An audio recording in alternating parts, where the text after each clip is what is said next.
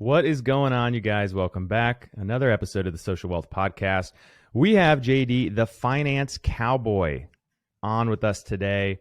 Tons of great social media content, has established himself as a leader in the space, and mostly centered around real estate, personal finance, and all sorts of great topics. JD, welcome to the show, my man.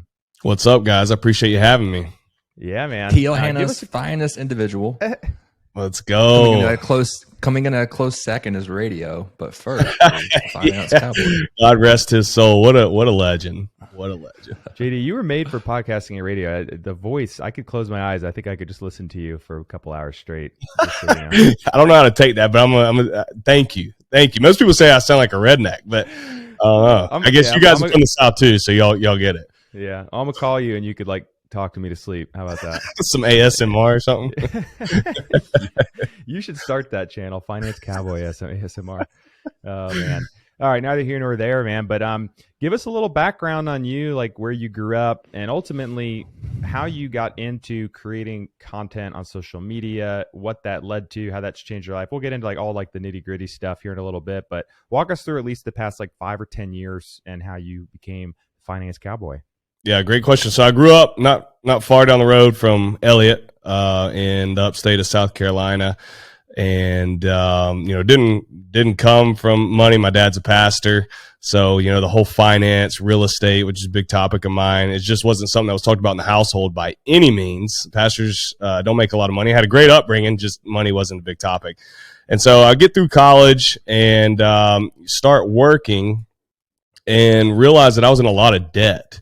Probably had over $100,000 in consumer debt. And so at the time, my wife and I, we had just got married, took a Dave Ramsey course, and I don't agree with everything the guy teaches, but at the time of our life, it was very important for us because we were like, okay, we're 22 years old, got $100-something thousand in debt, probably need to get rid of that or we're not going to be very successful. And so from 2013 to 2018, we pretty much spent 5 years paying off bad debt, student loans, vehicle, wedding ring, all of that. And so then comes 2018, finances are in order, got an emergency fund in place. My best friend at the time, or my best friend to this day, Gaston Albergotti, had been buying real estate for years. He's like, bro, your finances are cleaned up. We got to get you a property. Buy that first property. The rest is history. Start investing. Doing very, very well for ourselves. Our net worth grew quickly. Our cash flow grew quickly. And we looked, and we had started in 2018. Our net worth was probably a little bit in the negative still, or right at zero. And then by 3 years, we had become millionaires. And then by 5 years, multimillionaires. And we've been very successful. And so how that correlates to how Finance Cowboy got started is I never set out to do this social media thing, teaching other people how to, make money and invest in real estate. But I have a family member who knew what I was doing. He's older than me, works at a very prestigious hospital, knew what I was doing in real estate, but always just kind of shunned me off when I'd tell him about it. I could tell he's like, oh, he doesn't really know what he's talking about. He's a little more rough around the edges. And so I just gave up on trying to get him to invest in real estate. I was like, okay, fine. I'll keep getting rich and you can not invest, invest in your 401k. Well, then he started sending me randomly in the summer of 2021 post from this 26-year-old dude on Instagram who had 30,000 followers, had $150,000 net worth, but was telling people to invest in index funds. And so this influencer on Instagram, now I got my highly educated family member who didn't listen to me about investing in real estate to now start investing in index funds. But not only did he convince him to start investing in index funds, now he's trying to convince me to invest in index funds because this 26-year-old has convinced him. And so first off, it pissed me off. I'm like, bro, what do you there's nothing wrong with index funds, but you're going to make a lot more money investing in real estate and I can help you do it. What are we doing? And so that was my biggest thing. And then number two, I was like, well, I need to get on there and tell people about my journey because I'm a lot wealthier than this guy. I've had a lot more interesting things happen than going on Vanguard and setting $100 deposit every week. And so I started in July of 2021, 0 followers, and organically have grown it today to 80,000, still a small fish in a very big pond. That's on Instagram, really focused on that. TikTok's up to 20-something thousand, growing there.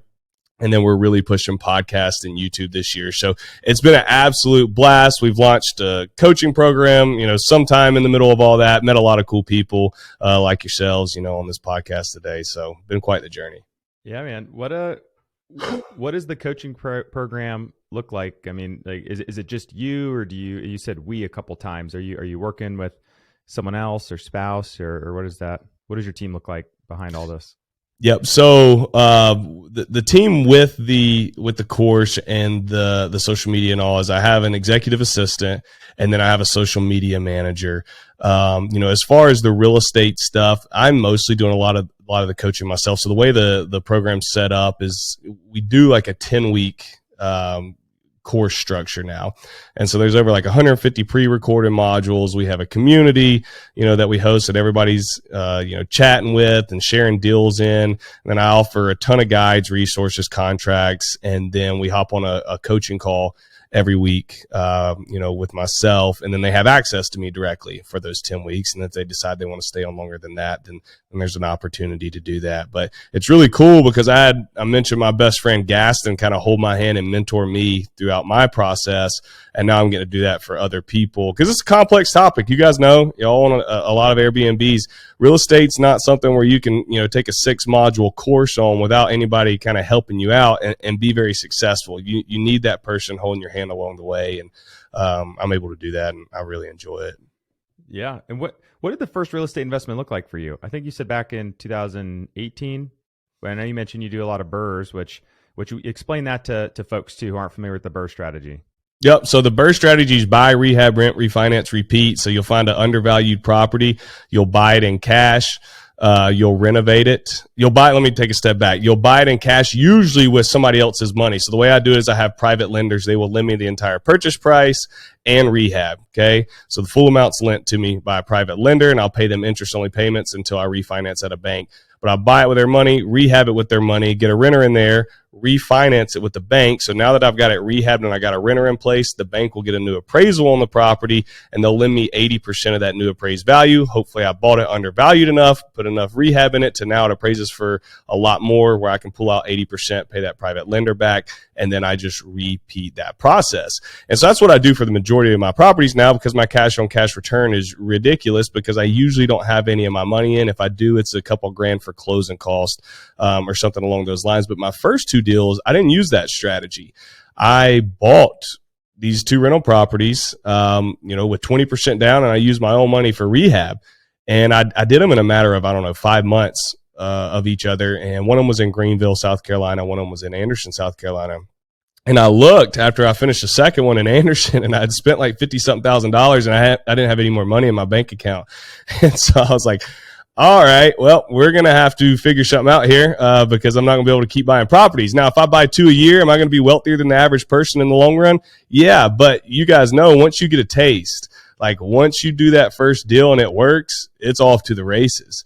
And so I had to figure out a way to be able to scale. And with a mixture of my income, partnerships, and a lot of BRRRRs, we've been able to do that. And we got to over 20-something properties in a matter of a little under 3 years, I believe. The most interesting, I've been following you for a while now. The most interesting thing that I find with you is using investors' money, which I don't think Michael has done much of.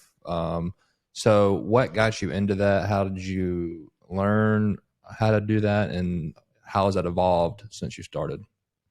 Yeah, I think I was forced into it. If I wanted to scale as quick as I wanted to, I'd set a goal. I wanted 25 properties by 30. And you run out of capital if you're going to do it on your own. And so I was forced into it. And, there's a couple, it's hard to remember exactly how I learned. I would say it's a mixture of having that mentor in place, Gaston in place to help me, talking with other people who have done real estate deals like that before, listening to examples of other people like on Bigger Pockets. I mean, you can find resources anywhere where people are taking private investors' money and knowing how to structure those deals. And so, that's kind of how it evolved for me at the beginning. And it started, I had a seller finance deal, and then I got a family member to lend me. Then I got a buddy to lend me. Then I got a buddy of a buddy. And now it's like I have people asking, hey, do you have a deal that I can lend to you on? Because when you prove yourself, and you start making these private lenders money in a matter of 3 to 4 months, it's really easy to repeat that because they're making, I don't know, call it somewhere between 10 to 12% interest on their money. And then I'll normally throw them just a little love on top of that at the end, just to say, hey, thanks for doing this. And I mean, they just keep crawling back. And for me, it makes it way more advantageous in the long run. Yeah. And what's really cool about the BRRRR strategy, for those that didn't quite pick up on the explanation, because it is a different concept to grasp, is once you cash that money out through a cash out refi, that's not viewed as income by the IRS. So that's tax-free money you're pulling out of the deal. In many cases, like with JD, I imagine he's pulled out 100% of the invested dollars. So he has no money invested into the deal, meaning he has 20% equity position that was created equity just through the efforts he did finding an undervalued property, fixing it up, and then the new appraised value is much higher. So he pays back the lender. Now he has 20% created equity. So if that was a $200,000 property, he's got $400,000 or $40,000 of his net worth just increased, almost not out of thin air, because you still put in the hustle and the work and got the contractors in place to fix everything up, and it's cash flowing. So you can rinse and repeat the same money over and over and over and over again. And that's why the BRRRR strategy is super special. If you guys haven't read the BRRRR book by David Green, honestly, fantastic book. David's currently the host of the Bigger Pockets podcast. But that strategy is amazing, because if you pull 100% of your money out of the deal, you have infinite return on that investment, which is hard to grasp, right? But I mean, if you have no money in the deal, it's in your cash flowing and it's growing in equity. Someone else is paying down the note, infinite return. It's crazy. It's unbeatable from that perspective. It's crazy. And you don't always have to use private money. That's the beautiful thing. If you have the cash, you can use your own cash, or you can use a HELOC. And so it is, like you said, it is a very tough strategy to beat. And I have had a number of deals. The last deal I did, not only did I pay my private investor back, but then I put $11,000 into my pocket, because when we took out, I got such an undervalued deal. When we took out an 80% loan on the new appraised value, after I paid the private lender back, I had $11K left over. So you got paid $11,000 to have a cash flowing rental property. Exactly. Now, you're not going to beat that, guys. I mean, it's an amazing strategy. Besides the 10 to 12% interest, what are the other terms? Like, how long can you hold the money out? Any other important terms there? Yep. So I'll do 10 to 12% interest. We'll do it 365-day loan. So a year loan is I try to give myself that breathing room. I think you get in trouble when you start putting yourself on these very short-term loans, these 90-day loans or 120-day loans. You start cramping yourself up a little bit, and that's how people get in trouble. And so if you can do a bridge loan of, 100 or 365 days, a full year, you're going to be able to protect yourself. 10 to 12% interest. You're usually going to have to pay interest monthly. That's just how most folks like it set up. I have done deals where I didn't have to pay any interest back to the lender until after I refied. And that's amazing, because then your carrying costs are lower. So if you can do that, by all means. And then as far as repayment, if you can set it up, to where just the home is collateral, and you're not having to necessarily personally guarantee paying back that loan, I mean, that's a huge dub. And I've had deals where I do. What's the average purchase price on your deals, you would guess? So my average purchase price when I first started was $70,000, and right now it's about $100,000. And then now the refi amount, the average amount's about $170,000. Upstate only? Upstate South Carolina? That's where and then I got an Airbnb down in Charleston. I used to have two of them, sold one. But yeah, cool. For the birds, it's in the upstate. Cool. That's awesome. So you started posting content. When you first started posting, was it just about what you were doing? Was it more about just like personal finance, or just real estate in general, getting people out of index funds like that one guy? Like what was the content centered around? Was it like super hyper focused, or was it super broad general? Yeah, it wasn't hyper focused when I first started. And my name, actually, when I first started, was the Million by 30 Coach, because we become millionaires by 30. And then I was like, it's a little too niche. And I kept thinking for a different name. I was putting cowboy boots on one night to go on a date with my wife. And I was like, finance cowboy, let's roll with that.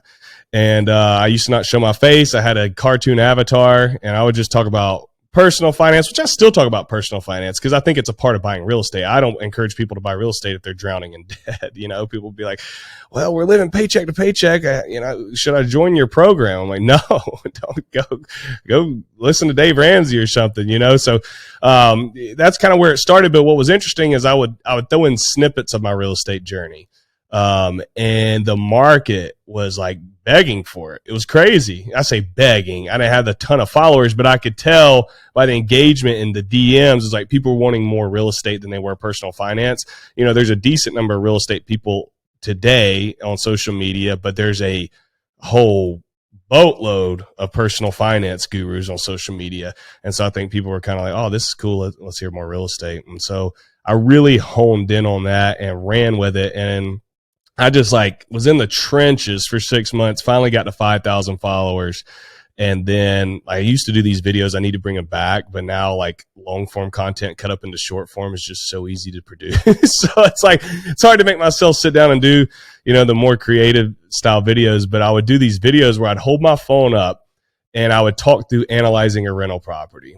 And it was so bad. You can go back and watch it, but it's let's analyze this property together. I bought this property for, and I'd walk through it and I did one and I was doing it on a computer that had a broke screen. So the screen's cracked. It was dirty and it went viral.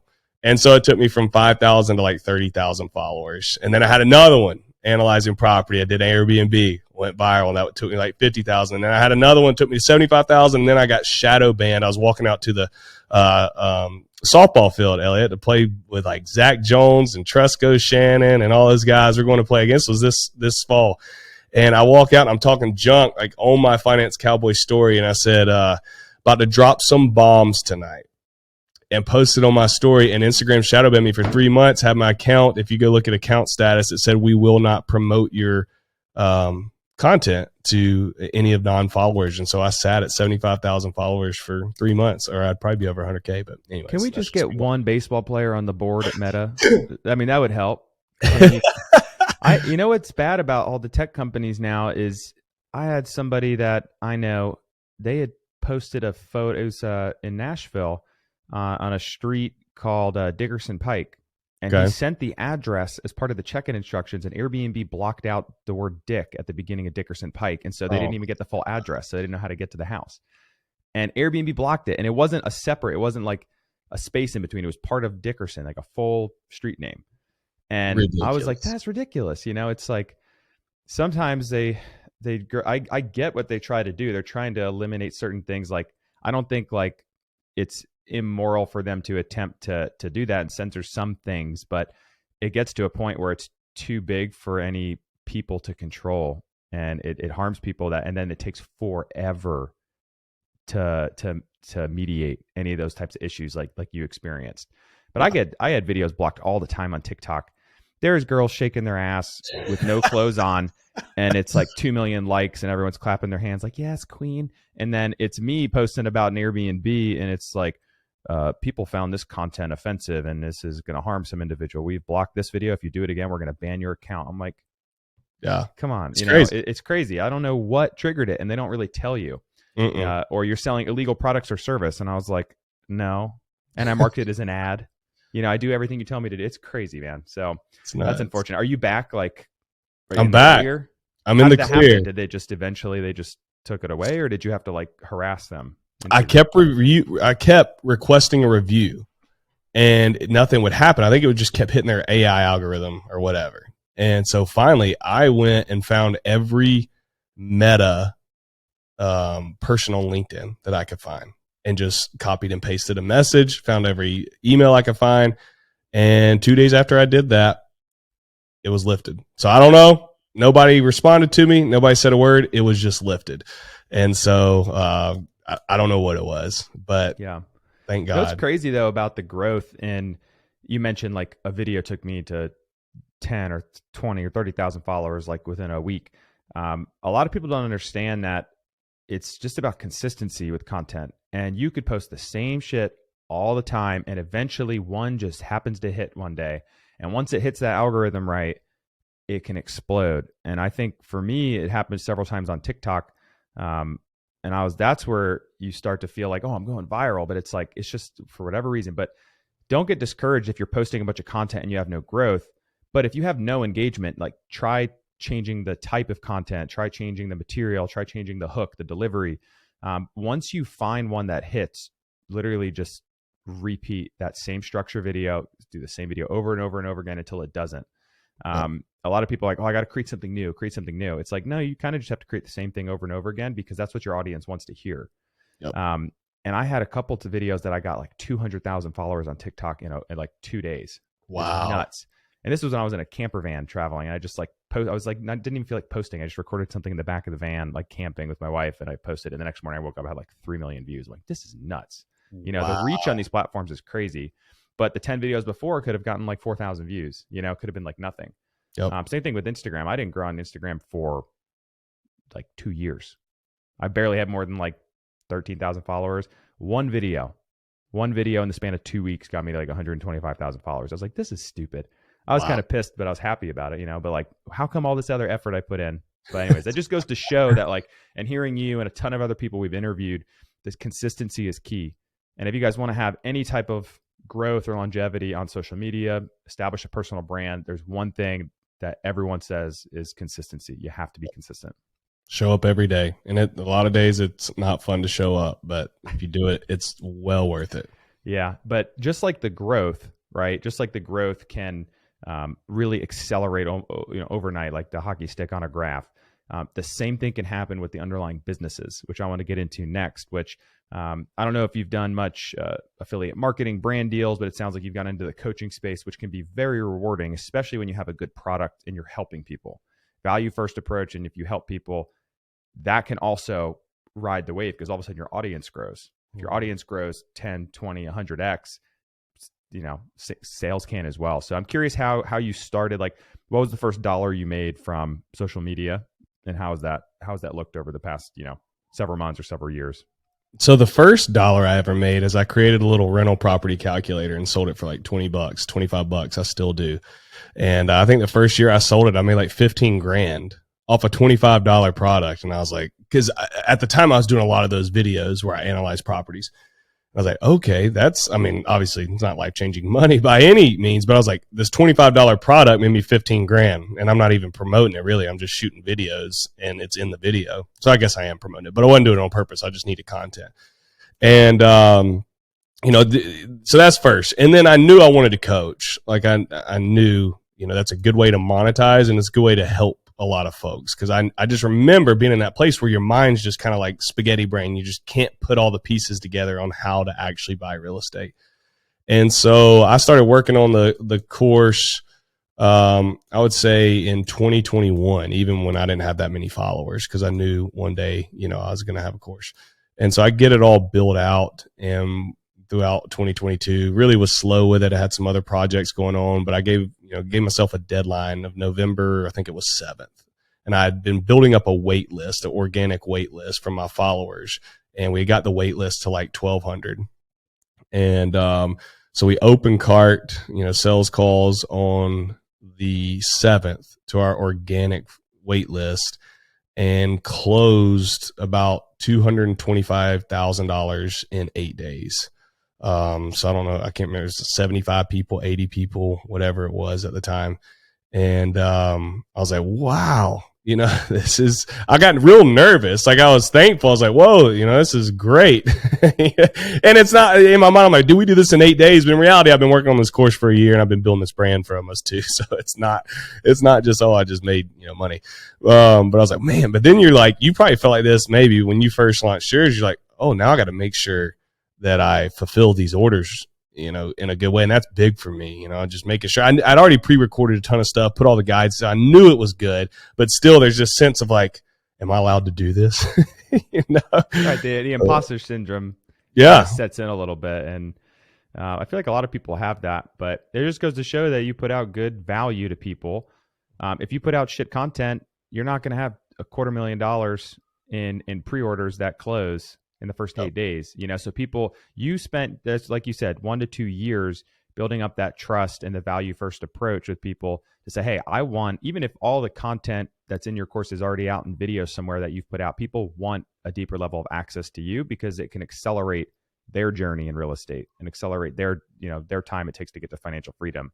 So that just speaks volume to what you were doing, what you were posting for those full 2 years before even launching it. Yeah, agreed. It's like you said, just showing up every day and then value. I give it all away. I don't hold anything back. The one thing, like you said, is if you get into the coaching program, it puts it all together in the right format and really expedite the learning process. So when you go deeper, you get examples and you get that personal one-on-one. Like, I'm not analyzing anybody's properties in my DMs. That's reserved for my students. I'm not, doing that type of stuff. So, but as far as, showing up every day, giving people valuable content, you're right. I mean, it builds that trust for when you do have an offering for them. They're like, hey, heck yeah, like I trust this guy. Let's go. And are you still selling the spreadsheet as well? Yeah. It's obviously free to the community, but to the public, right. It's at $25. Still said I probably need to make it free and just use it as a lead magnet. And I may start offering that every now and then, but it was kind of the first product. I'm like, it'll be all right. We'll leave it as is. Yeah. Have you had some awesome feedback from students, like success stories, first property, or like, I'm curious, like you have a couple of like top awesome stories? Yeah, we got some cool stories that are coming up. So our first students got in November. So we're December, 5 months in, 4 months in, whatever we are. And so we really, the last, I'd say 2 months, started getting a lot of success stories. People have been, looking for properties, analyzing properties, choosing markets, building teams out. And we got people doing it now. We got a student named Erica. She did a fix and flip and profited $85,000 on our first fix and flip, being able to raise private money to do it and analyze the deal correctly. I worked through it with her, and then boom, turn around and absolutely crushing it. We got Robert Wells, bought his first property, was a duplex, just jumped in. He jumped in, really dug in, got into the lessons, was on the coaching calls, and within 3 weeks had his first property under contract. You got some people who are just like, oh, I'm still looking. Oh, I've been busy. This dude just, knocked it out. A guy named Jason Sloniker got in, bought his first property that he's flipping. So, I mean, we got people crushing it. And that's when it gets fun. Like when the folks are starting to absolutely, do what you're teaching. It's pretty cool. Yeah. I think the most undervalued aspect, at least in my opinion, that most people don't think of when they join a program. They're like, okay, it's coaching.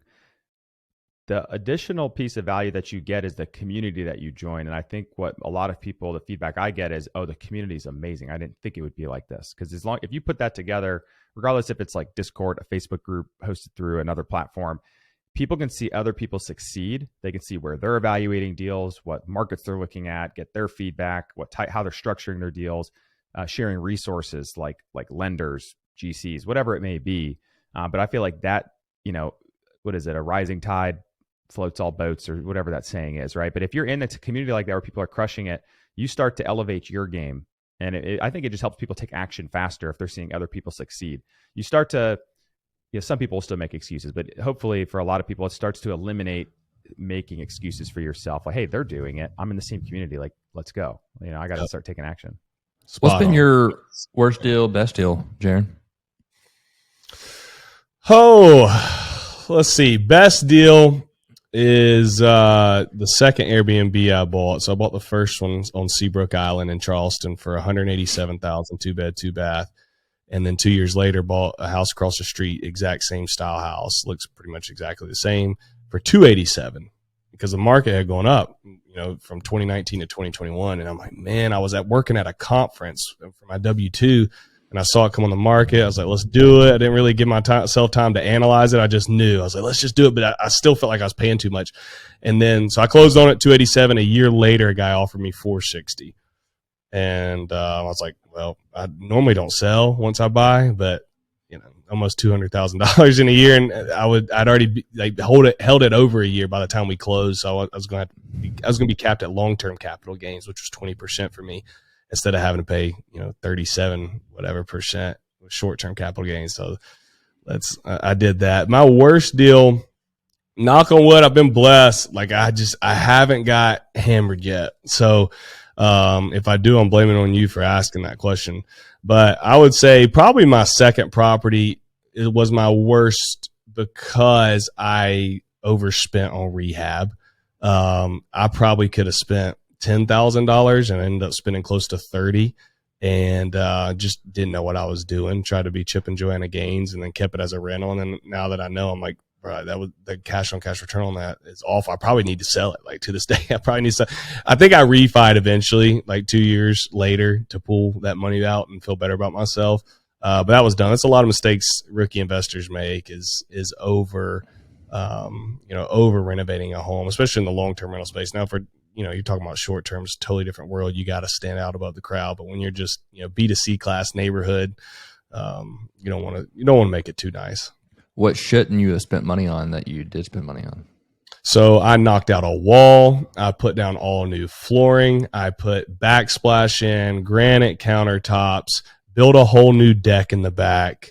I think we added like a tile shower. So you should never do that for a rental. I shouldn't have knocked out the wall. Shouldn't have done the backsplash. Should not have built a whole new deck in the back.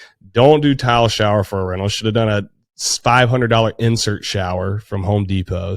And so, what happens is somebody may be saying, well, why? Well, it just gets beat up. People just don't take care of it. So if you're keeping a property as a rental, it's going to get beat up. If I'm flipping it, yeah, I probably could have turned around and made pretty good money on it. And I'll still make a lot of money on it in the long run. But yeah, bad mistake. What are some of the things that when you are doing the BRRRR strategy, what's worth spending money on, and what do you recommend people shy away from in terms of rehab? For me, getting the bones right is worth spending the money on, because oftentimes I'm using private money, and I've done an inspection, so I know what I need to get the property at to do whatever needs to be fixed. But if I can get plumbing done, electrical done, HVAC, I'm not trying to replace HVACs, okay? But I'm talking about, if I have to, I will, but we'll make sure we get it out of the purchase price. But just cleaning up, ductwork that have fallen down, things like that. Nothing too major. So I like to get the bones right, any structural stuff, getting floors level. Because then if I can get those things done with private money, then that cuts down my CapEx expense if I have to do any renos before I sell it in the future, right? So for me, that's always how I do it. Some people are different, but that's been kind of our strategy. And then, when you're going to do a rental, you don't want to finish it with luxuries unless, again, you're doing a short-term rental. So instead of hardwood flooring, I'm going to do the LVT flooring. I'm not going to change the kitchen out. I may reface the cabinets, or I may just paint the cabinets. Oftentimes we just paint them.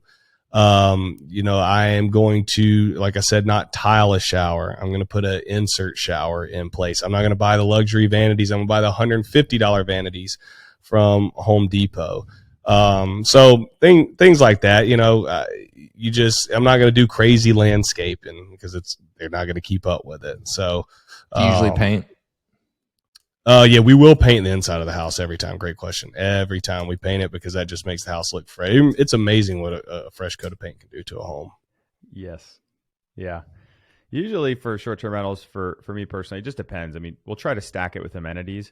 Sometimes, it's funny you're saying this, I just pulled out an insert shower and tiled one because it's the master. The rest of them I'm leaving. But that's like one of the key photos that whoever's booking that property for like a family of 15 people, 20 people, they're going to want a nice master. So it's definitely some small differences, I should say, when doing short-term versus long-term.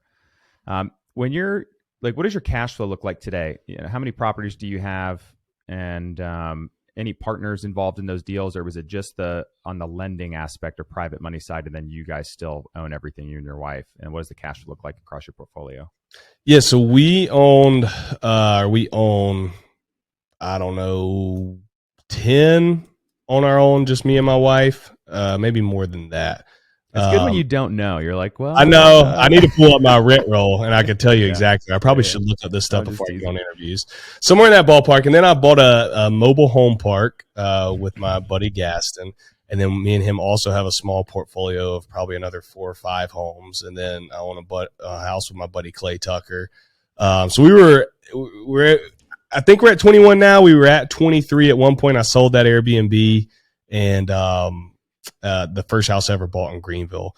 So somewhere in that ballpark. And then our cash flow is probably sitting around, I believe the last time I looked, it's around like $8,000 per month. So it fluctuates obviously with vacancies and if you have to, do any maintenance, but we're sitting somewhere in that ballpark. So it's nice because we've got to the point where it really like starts to take care of our living expenses. When you get to that point to where it's like, hey, this is pretty much taking care of the necessities, that's when you're like, okay, this is starting to pay off, because it can be a slow process, at first, especially in the long-term game, compared to buying a bunch of Airbnbs, but it's good now. It's really good.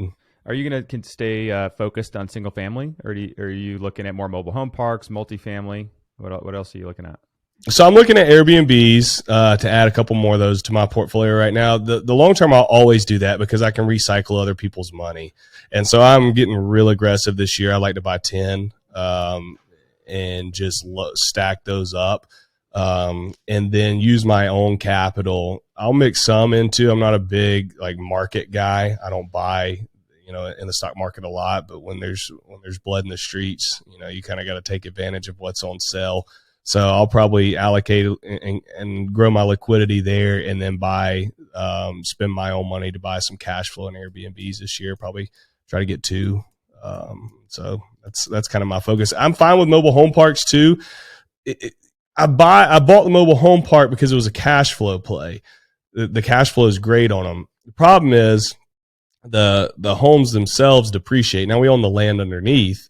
Obviously, you never want to buy just the mobile homes and not the land underneath. If anything, you'd rather buy the land underneath and not the mobile homes. But we bought both.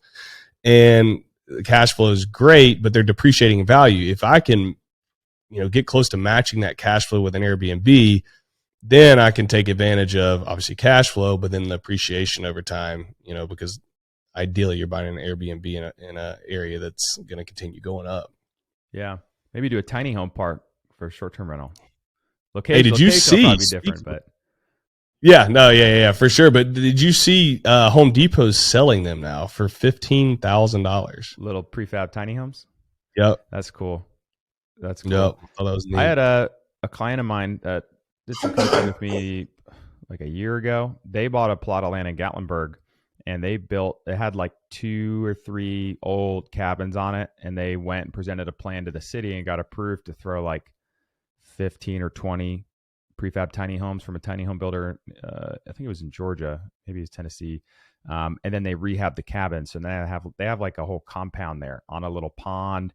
It is super cool. And the tiny homes the cool thing about those is the maintenance is, you have a lot of property, so you have maintenance, of course, but the amount of wear and tear a little tiny home gets compared to like something that sleeps 20 people is a lot less. So usually it's like a couple or maybe a small family staying in each of those units. But they get like that added experience. And I think what's cool about short-term rentals is people want to rent what they don't get at home, right? They want that experience. That's where I think the big money is to be made and get creative in the short-term rental space. Like a lot of people don't have a hot tub. They don't have access to water, the beach, the mountains or whatever. So they're looking for that experience. And I think tiny homes are unique in that standard, because it's one thing. No one really wants to live in a tiny home. They all want to live in this big, beautiful home, right? But to experience like a unique stay in like a treehouse or tiny home, I've seen some people do really well. Like Rob Abasolo, the Rob Built channel. He started with tiny homes, building his own little tiny home in his backyard as an ADU, and he's been quite successful with that. Wow, that's cool. I mean, that's awesome that the client got that creative too. I mean, you think outside the box in real estate and do those types of things, you oftentimes will have a lot of success. That's really cool. Yeah, it was pretty funny. I don't think he'd ever been to Gatlinburg before, and he's from California. He sold a successful business, so he had a couple $1 million to play with. That's why he's like, I got to move this money somewhere. So he's like, well, it looks like I'm going to live in Gatlinburg for 6 months. And of course, it was like during the winter. And last coaching call I did was like December, and it was like 30 degrees outside and all gloomy. And he was like, F this place, man. I'm ready to go back. I hate it. That's funny. Yeah. Talk to us about, another part of the aspect of this podcast is not just the wealth you build through investing and through building a personal brand and underlying businesses, but is expanding your network and the types of people you meet that can also elevate everything that you're doing in your personal life or through business. I'm just curious, how that has been, exacerbated over the past year or two since your following has grown, your presence has been more well known.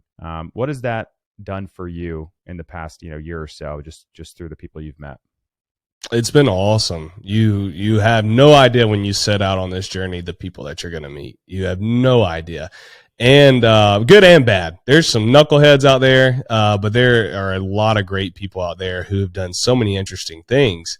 And, it's been cool to expand my network business wise. I've met a lot of people who've helped me with my business who, we've got some partnerships coming along the way. There's people that I have partnerships with, or I'll do affiliate launches with, or, also people that just become my friends. I went to a conference in September in Orlando and hung out with a ton of people that I had only seen on Instagram, up until that time. And so it's powerful when you network and surround yourself with those folks, because you never know what doors is going to open. You never know what person you're going to find who is going to complement you in a certain way that is going to allow your brand to grow or their brand to grow, and everybody make a lot of money and, have a lot of fun along the way. I met a chick the other day. She was actually on a sales call to join the program. And I just got this vibe from her. She's just this hustler. Like, I'm not structured at all. I'm the visionary. Go get her. Let's start it and let's get it done. But she's like, hey, structure, systems and processes. I know how this stuff works. And, we've got some stuff cooking on some projects. But if I would have never, been on a call with her, never would have happened. And so just things like that. You never know when the stars are going to align. Yeah. I could definitely see where you're coming from there. I think even on the business front, Elliot and I have met a ton of great people just through the growth of the management company, Home Team Vacation Rentals, on top of social media. But if you can do both and coincide, like, just crazy things can happen at a much faster pace than you could ever imagine, especially just working in the corporate world or just trying to work up and kind of rub elbows together with people, like at whatever work conferences, at your day-to-day job. Yep. I think you mentioned at the beginning of this, John, correct me if I'm wrong, you're still working a W-2 job? Is that correct? I do. I can do whatever I want. That's the beauty of it. It's a commission-based job, and we got a quota we got to hit by the end of the year. So it's like the best of both worlds right now. So what do you do? I sell medical equipment. Nice. Yep. So how did you get started in that space? Because that's a difficult industry to get your foot in the door. It's funny. My wife tried to get into med device sales. I don't know if that's specifically what you're doing. And she had a medical and a forensics background, but every single job application was like entry-level position, associate medical device rep, 2 years minimum experience required, but no one has that. Like, how did you get your foot in the door? It's tough. Yeah. They don't care about they could care less if you came from specific industry. Like they run all these profiles and Gallup polls and strengths tests. Like, they're just looking for a certain personality who can close deals. And so for me, I started at Cintas. So when I came out of college, I was driving a box truck. Like, they didn't have any sales jobs open. Like, at the plant at 4 a.m, driving all day long. And I was like, this sucks. And I was like growing my sales on the route. And so I was like, okay, I got a degree. Like, I've been doing this 10 months or something. Like, I'm ready to transition to sales. And so I go through their sales trainee program, which was Cintas is known for having a great sales training program. And I started getting recruited by like a pharma company on LinkedIn. And so I reached out to one of my best bud's mom, Clay Tucker's mom, Elliot Dina. She was a regional manager at a different pharma company. And I was like, hey, this other pharma company just reached out to me, about selling for them. What do you know about them? She's like, they're not a good company, but I got a position open in West Palm Beach. Why don't you come work for me? I was like, let's load it up, baby. So I left Charleston and moved down to West Palm Beach. And you're talking about network. There's my network. Her husband was my travel ball coach all the way till I was 15, so 10 to 15. He prepped me to live my dream of life and play Division I baseball. And then she got me into pharma sales. And so they both have just been some of the most impactful people in my life. And so you leverage my network, get into pharma. And then The real money is med device. So you can make a good living in pharma. It's real boring. I mean, if anybody's doing it, sorry. It's just you do the same. It's like a route. It was like literally being on a route at Centos, just not grunt work, and you did the same thing every week. It's like so easy. But you don't have to take anything home. You don't have to really critically think. So it's like some people love it.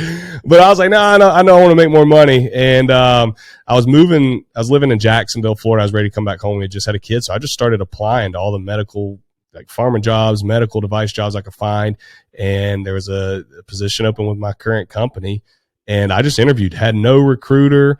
Well, I guess I did link up with a recruiter and that put me with this company, but I like had no in with the company, like didn't know anybody, and just crushed the interview, had that 2 years of pharma experience and the Centos experience and hit it off. And here we are. But you're right. It's tough. You got to bide your time before you can get in medical device. You're not going to come out of college or just come out of one career into another one. You gotta build that sales experience. If anybody's trying to make a lot of money in sales, go work at Centos for a year, Xerox, Enterprise Rent-A-Car, UniFirst, one of those. Bide your time for a year and a half, and then go apply to all the med device jobs. You'll land one. You'll make, you'll change your life with that income. It sounds like you focused on boosting your income. Like, how can I make more? How can I take, my income into my own hands? Because ultimately it's only going to accelerate the pace at which you can invest. When I was right out of college, my goal was like, I'm just going to save as much money as I can, save. And then I realized, I was like, man, I'm a kick-ass personal budgeter. I'm not making any money, but I'm saving a couple $100 a month. I'm investing in a 401k. And then it opened my eyes to like, all right, I need to invest in something like real estate, but how can I accelerate the pace at which I can get that first property, without leveraging other people's money at the time? I was like, I just want to try and do it on my own. So I was like, all right, I'm willing to change jobs. And a lot of people get really complacent and they're like, well, I don't make enough money. I'm like, well, change jobs. Do you love your job? No, but I'm comfortable.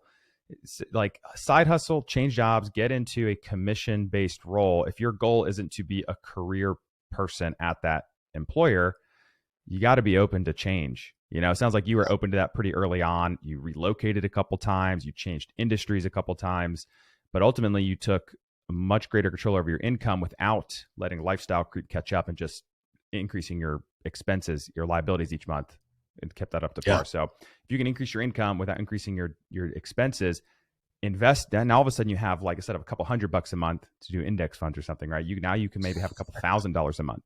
That can be life-changing when you make that money go work for you. Was your mindset always like boost my income, save up more so I can invest in real estate? I think earlier on it was maybe more so paying down debt early on. What was the initial mindset to like, hey, I don't really care what I'm doing. I just want to figure out a way to take more control over my income? Yeah, I just knew that income is the the fuel that propels wealth. And so how fast do you want to get there? You're only going to get there so fast making a little bit of money, but the more money I make, I knew that I could put it to work, like you said, and grow wealth a lot faster. And so for us to start, it was paying off debt, and I kept increasing my income through that whole debt journey, but we were making the lowest amount we ever made during that journey. I mean, I was just out of college in those first 5 years. I think I got up to above six figures by that fifth year, but we were paying off debt under, making under 100,000 a year. I was the only one working. My wife stayed at home with kids. And so, but it went up because Centos first year was like 45K, and then I get into farming, it was like 70K, 80K, 95K. And then I get into med device and we start talking, big dog, we're in the hundreds and 200s and 400s and sometimes fives. And that's when at that point, when I started making big money, I had already become a millionaire, just through investing in real estate. And then when you do that and keep your expenses lower, which when you start making big money, your expenses come up. I don't care what anybody says. I'm sitting in a 5,600 square foot house with 11 acres and a pool, instead of a 2,000 square foot house, with none of that. So it comes up a little bit, but you can invest so much. So I would encourage y'all increase that income, because the more that you can put to work, the faster you're going to reach financial freedom. 100%. Yeah. And I think it's different when you start to have a family, you increase your income. You do want to a lot of people want a little more space, right? But I think it's don't put the cart before the horse. Like a lot of people are like me, I bought like my dream truck when I probably shouldn't have. and against all better judgment and advice from like my parents, I was like, I don't care. It's the first time I ever made money. I know I have enough. I was side hustling. I was working like 7 days a week. Like I'm getting that fucking truck. You know, the biggest lesson for me though was that taught me about bad debt. My goal was to pay it off as fast as I could, which I wish I hadn't, to be honest. Like I had read Dave's Complete Money Makeover, Dave Ramsey. I was like, oh yeah, that makes sense. Pay off bad debt. I wish I had invested that money, but that's okay. It was like, it taught me that buy assets, not liabilities. And if you're going to buy liabilities, buy the asset first to pay for it. So if you're going to have cool stuff, like if you want the Rolls Royce or whatever, you better have like 2 assets that pay for that and then some. Don't go work hard just to buy cool stuff, because ultimately you're just going to have to go back and work twice as hard for the next thing. That's spot on, man. Yeah. Spot on. Cool. We're just about out of time. I was just curious, looking back where you are today. I know you mentioned like the Dave Ramsey mentality, like I just wanted to pay off this debt as fast as possible. Would you have done anything different back then as far as like the debt pay down as fast as possible, knowing what you know now today in real estate? Like how would your mindset shifted, or is it like no regrets? You would have done the same thing looking back? I got no regrets whatsoever. Hindsight's 2020. You know, there's part of me that says, oh, well, knowing what I know now, you know, I could have been leveraging other people's money and buying real estate while paying off debt. But that can turn sour real quick. I am a big proponent of building a strong foundation first, so then you can build upon that strong foundation. Because if you start, you know, building on this, you know, rocky, sandy foundation, the whole empire can come crumbling down really, really quickly. And so I'm okay with how we did it, man. We got out of debt. You know, we're in a good spot, and now it's like, hey, we can do this and feel good about it. And so when I talk to other people about it, and I teach people about it, you know, I can talk from an honest place of here's my journey. To this day, I don't have an ounce of consumer debt. You know, if somebody wants to invest in real estate and they got vehicle loans, I'm not going to tell them no. Like that's fine. I don't have vehicle loans. I want to be able to say with my brand, I don't owe anybody anything except for on rental property. So you name it, we don't owe it. You know, all I have is my house that I sit in, that I keep a mortgage on. It's at 3%, and then my rental properties. But if somebody had, you know, something minor, is it the worst thing in the world? No. But if you're drowning in debt, and you don't have your finances in order, like you can't control your own home. Why do you want to own a home that somebody else is going to live in? What's going to make you be able to control that the right way? You're not going to be able to. It's a whole mindset thing. So anyways, long answer to your question. I wouldn't change anything. I'd have done it the same way. Yeah, for sure. I think something there, like the moral of that story and something that resonates with me is you have to understand how to control personal finances, I think, before you try and run any type of business or investment. Because if you can't control your own personal money or cash flow, as you know, what's coming in the door, what you're spending it on, how are you going to control it from a business standpoint? Right. So I think that's like the biggest thing you could focus on out of the gate is get your personal finances in order, at least understand inflow and outflow of money and how money works for you in your life. And then you can apply that to business once you master that. Spot on, 100%. Cool, man. Well, thanks so much for coming on. I know we're a couple minutes over here, but man, this has been an awesome episode. Guys, definitely go follow JD on social media, Finance Cowboy. Can't miss him. Sometimes has a cowboy hat on, cowboy boots or whatever. But awesome content. And if you guys are looking to start and grow in real estate, especially as it pertains to like the BRRRR strategy and some creative financing, you're not going to find better mentorship than from JD himself. So definitely go give that a shot. Awesome. Well, thank you guys for having me. This was a blast. Yeah, you got it. Thanks, we'll talk brother. soon. We'll hit on the golf course soon. All right. Let's do it. All right, man. Take it easy.